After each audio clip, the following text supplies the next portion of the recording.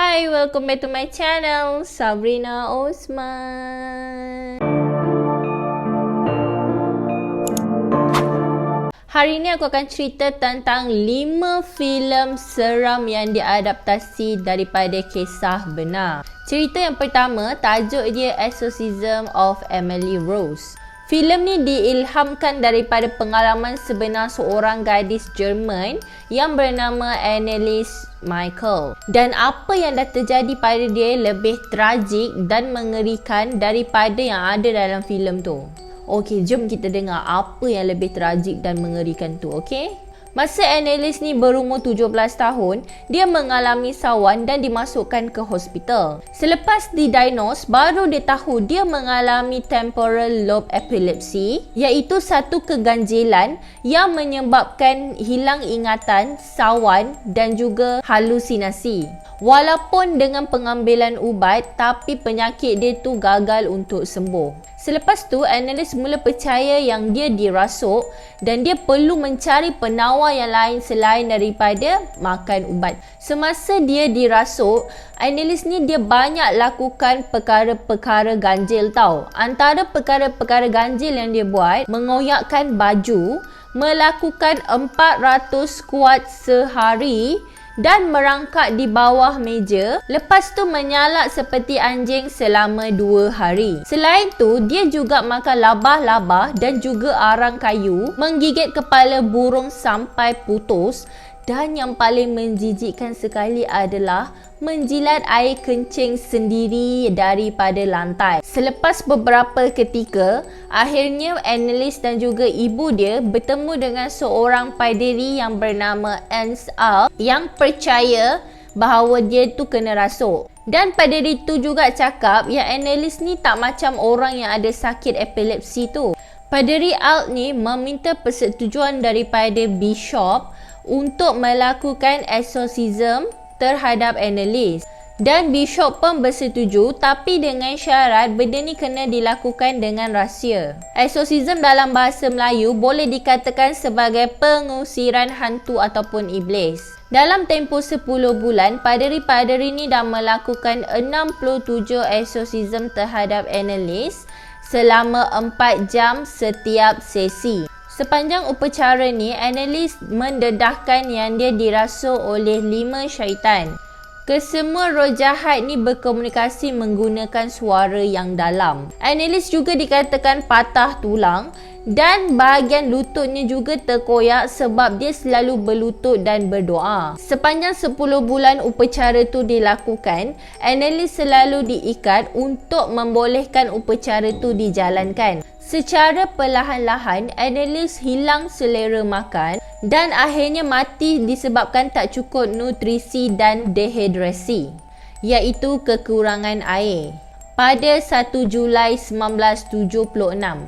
Pada masa tu, Anneliese baru berusia 23 tahun. Tak lama kemudian, berita tentang Anneliese ni tersebar dengan luas dekat Jerman.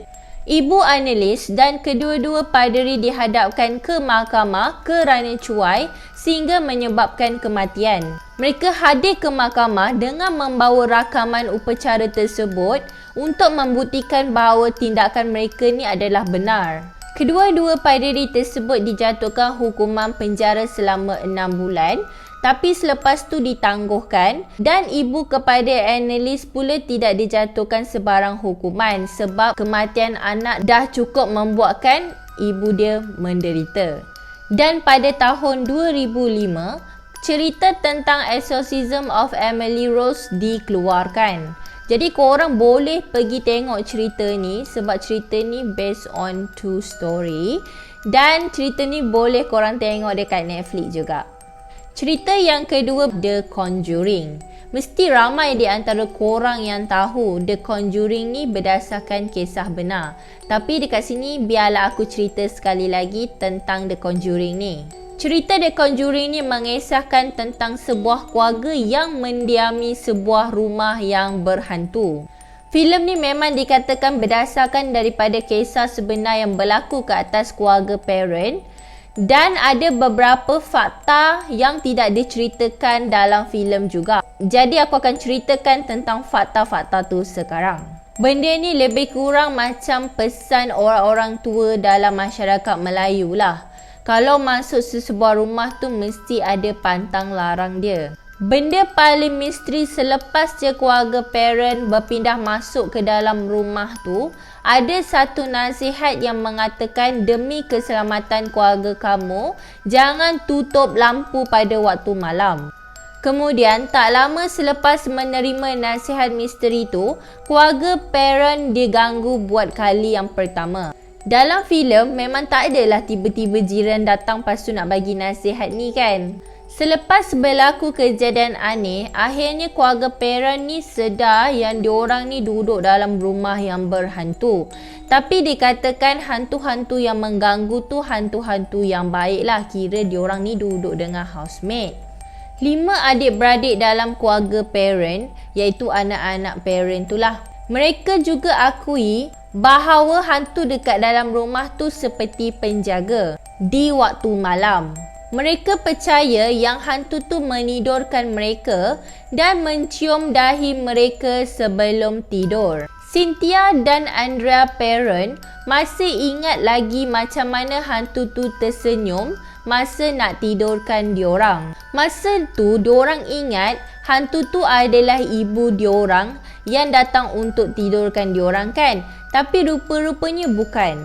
Tapi selepas tu hantu yang diorang sangkakan baik tu tiba-tiba berubah menjadi ganas. Caroline parent, iaitu si ibu, dia adalah orang yang paling teruk sekali diganggu oleh makhluk dalam rumah tu. Yang ni samalah macam apa yang filem tu buat kan. Cumanya menurut Caroline, dia tahu ada sesuatu yang tak kena selepas seorang wanita berpakaian kelabu muncul dekat sebelah katil dia dan menjerit, "Keluar, keluar, aku akan halau kau dengan kematian."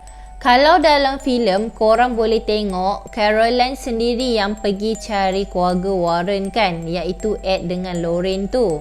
Tapi sebenarnya Ed dengan Lorraine sendiri yang berhubung dengan Caroline tu selepas salah seorang saudara Caroline tu bagi tahu dekat Warren apa masalah yang dialami oleh keluarga parent tadi tu. Kalau dalam filem, di penghujung cerita, kita tengok Ed dengan Lorraine ni berjaya pulihkan masalah hantu dalam keluarga parent kan. Tapi sebenarnya Ed dengan Lorraine ni tak berjaya pun pulihkan gangguan dalam rumah tu. Dikatakan gangguan tu masih lagi ada.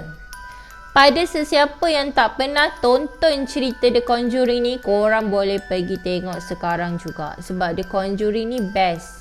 Lagi-lagi bila disebabkan cerita ni berdasarkan cerita benar. Cerita yang ketiga, Amityville House. Kalau korang tengok dalam cerita The Conjuring 2, Ed dengan Lorraine pun ada ceritakan sedikit tentang Amityville House ni. Rumah Amityville ni terletak di Long Island, kira-kira 3 pulau batu daripada New York. Pada bulan November 1974, ada satu keluarga DeFeo, seperti keluarga yang sangat normal, menghuni dekat rumah Amityville ni. Pada pukul 3.15 pagi, salah seorang anak DeFeo, iaitu Ronald, dia membunuh seluruh ahli keluarga dia masa diorang tengah nyenyak tidur. Ronald yang pada masa tu berusia 23 tahun masuk dari bilik ke bilik untuk menembak mati ibu bapa dia dan juga 4 orang adik-beradik dia. Ronald berkata dia terdengar satu bisikan yang menyuruh dia menembak mati ibu bapa dia dan juga adik-beradik dia tu. Jadi dia dijatuhkan hukuman penjara seumur hidup. Sampai ke hari ni dia masih lagi menjalani hukuman penjara tu. Selepas berlakunya pembunuhan tersebut, tak ada siapa lagi yang berani untuk tinggal dekat rumah tu. Sehinggalah satu ketika rumah tu dibeli dengan harga yang murah, iaitu $80,000.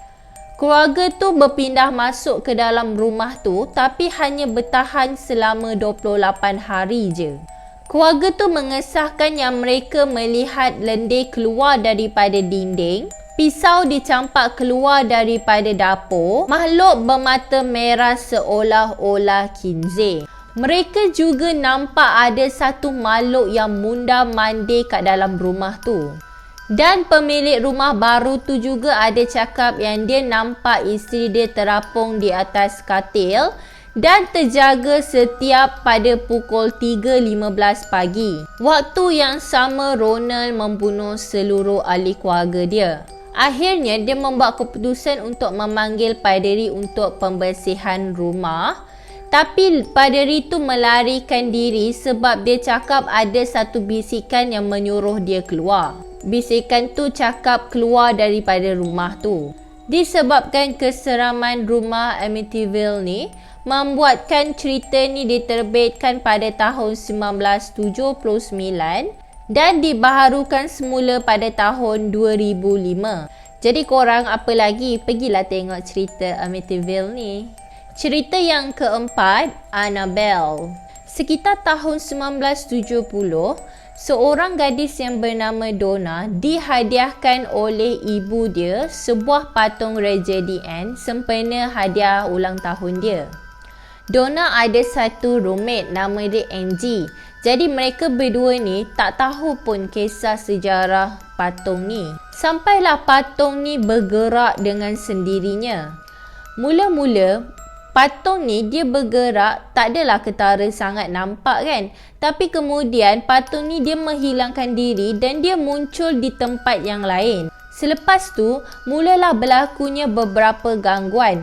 Tapi yang malangnya kawan dia tak percaya dengan cakap dia. Kejadian-kejadian aneh mula berlaku apabila Donna menerima satu nota yang tertulis "Bantu kami".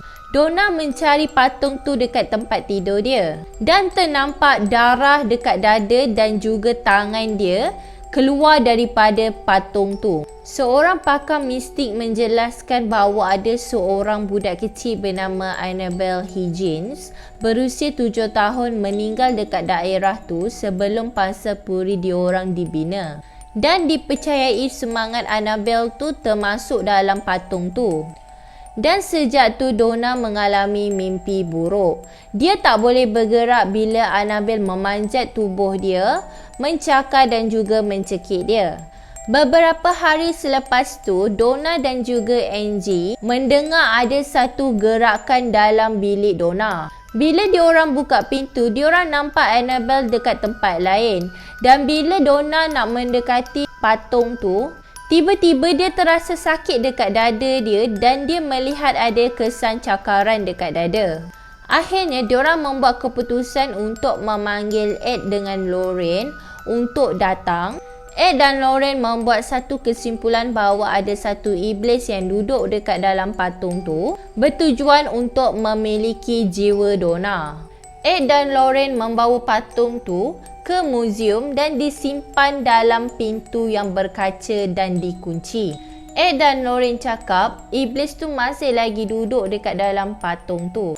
Ada seorang pengunjung melawat muzium tu dan mengetuk pintu kaca tu untuk mencabar roh Annabelle. Dan pengunjung tu dihalau daripada muzium. Kira-kira 3 jam selepas tu, pengunjung tu dikatakan meninggal dunia selepas terjatuh daripada motor dia akibat hilang kawalan. Jadi apa lagi korang? Pergilah tonton cerita Annabelle pula. Jadi lepas korang dah tonton cerita-cerita tu yang berdasarkan kisah benar, jangan lupa komen dekat video aku, okay? Kalau korang suka dengan video aku, korang boleh tekan button like dan juga subscribe untuk korang tak ketinggalan untuk video-video akan datang. Terima kasih sebab mendengar sampai ke penghujungnya. Nanti kita akan berjumpa lagi di video yang lain. Bye!